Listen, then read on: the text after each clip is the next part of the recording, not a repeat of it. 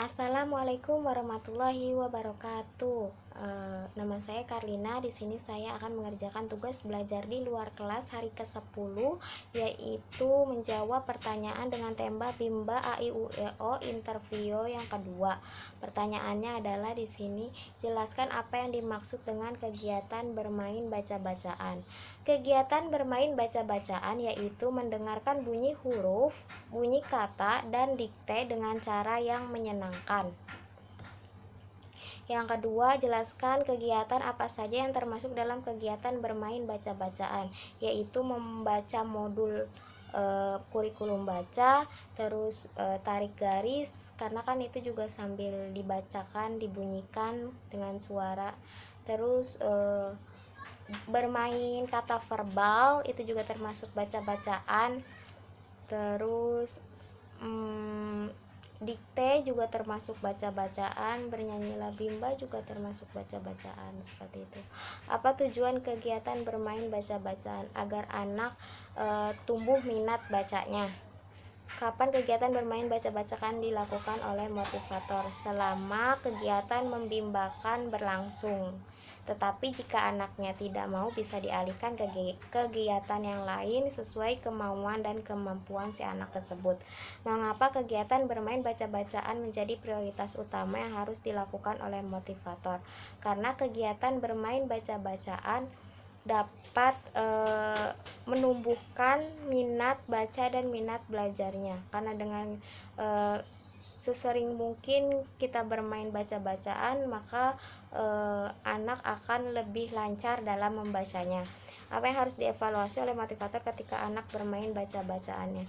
Yang harus dievaluasi adalah afeksinya, ekspresi wajahnya, apakah dia senang atau tidak saat bermain baca-bacaan, serta penyebutan pelafalan huruf saat dia bermain baca-bacaan. Bagaimana cara menerapkan kegiatan baca-bacaan bersama anak-anak? Yaitu dengan cara setelah kita bernyanyilah bimba, cinta ananda, bernyanyi lagu doa sebelum belajar, terus berdoa, kemudian kita arahkan untuk bermain baca-bacaan. Ayo kakak, kita main baca-bacaan bareng yuk, kakak Michael, kakak Manaf, kita main baca-bacaan bersama yuk, dimulai ya, seperti itu. Yang kedua yaitu dengan tema kegiatan bermain baca-bacaan. Pertanyaannya adalah, jelaskan apa yang dimaksud dengan teori bandul.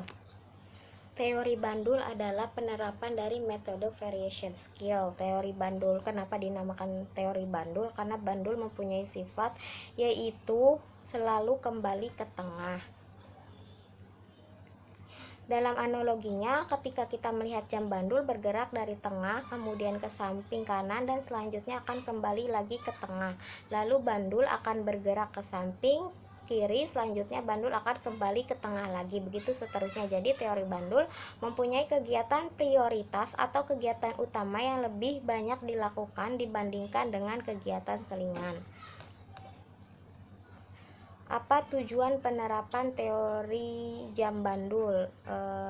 Tujuan penerapan teori jam bandul itu sendiri artinya atau tujuannya adalah supaya kita ada kegiatan prioritas. Nah, kegiatan prioritas di bimba itu sendiri yaitu bermain baca-bacaan.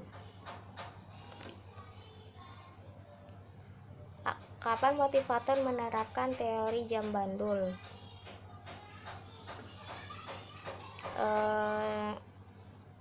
Setiap saat membimbakan anak, teori jam bandul diterapkan, karena prioritas teori jam bandul itu sendiri kan yaitu berbahasa bimba, bermain modul baca bimba, UEO, dan membaca buku cerita. Sedangkan kegiatan selingan dari teori bandul itu yaitu mewarnai, menulis, menarik garis, dan matematika.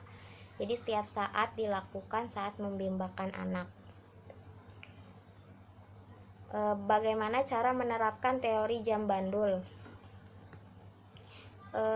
Cara menerapkan teori jam bandul itu, yang pertama, motivator wajib berupaya mengarahkan anak bermain baca-bacaan bersama-sama dengan cara yang menyenangkan sesuai dengan kemampuan masing-masing anak dalam prosesnya motivator fokus untuk melihat ekspresi anak, apakah anak senang atau belum dalam melakukan kegiatan bermain baca-bacaan bersama-sama. Yang kedua, motivator membimbing anak melakukan kegiatan selingan dengan durasi yang tidak terlalu lama. Pastikan selama kegiatan bermain sambil belajar prioritas utamanya adalah bermain baca-bacaan. Dalam prosesnya motivator fokus melihat afeksi, ekspresi, dan kognitif kemampuan anak. Hal wajib yang harus dilakukan selama proses bermain sambil belajar yaitu motivator mengarahkan anak berperan aktif dalam kegiatannya, reward diberikan minimal 5 menit sekali, evaluasi afeksi dilakukan setiap saat, evaluasi kognitif dilakukan 10 menit sekali. Bagaimana jika motivator tidak menerapkan teori jam bandul? Jika motivator tidak menerapkan teori jam bandul, mungkin pelajaran atau proses membimbakan anak akan terasa tidak menyenangkan karena anak akan merasa dipaksa dan anak tidak akan tumbuh minat baca dan minat belajarnya.